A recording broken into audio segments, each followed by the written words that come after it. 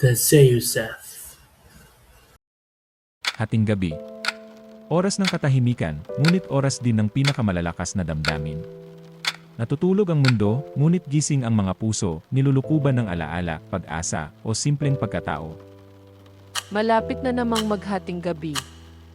Nakakatawa, palaging pareho ang pakiramdam, parang humihinto ang mundo, naghihintay ng pagbabago. Hindi dumarating ang pagbabago kasabay ng orasan, Tina. Dumarating ito kapag tumigil na tayong maghintay. Parang ang dali mong sabihin.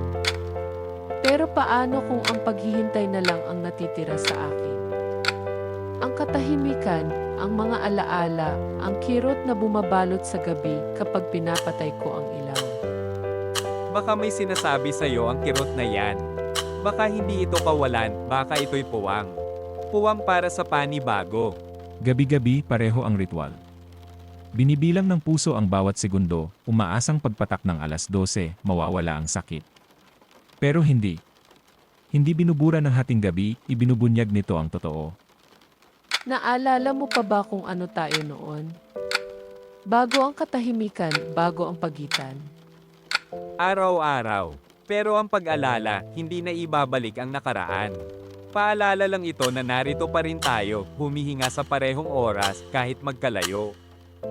Dumarating ang hating gabi, hindi sa kulog, kundi sa katotohanan. Katotohanan ang mga wakas at simula ay magkasabay.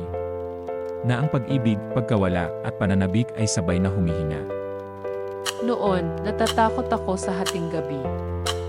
Ngayon, parang kaibigan ko na siya. Nakikinig siya, kahit walang ibang nakikinig. Baka nga yan ang silbi ng hating gabi, makinig, magpatawad, magsimula muli. At muling umiikot ang orasan. Humuhupa ang ulan. Humihina ang mundo. Lumipas ang hating gabi, ngunit nananatili ang damdamin, paalala na kahit sa dilim, ang damdamin ang nagpapatibok sa puso.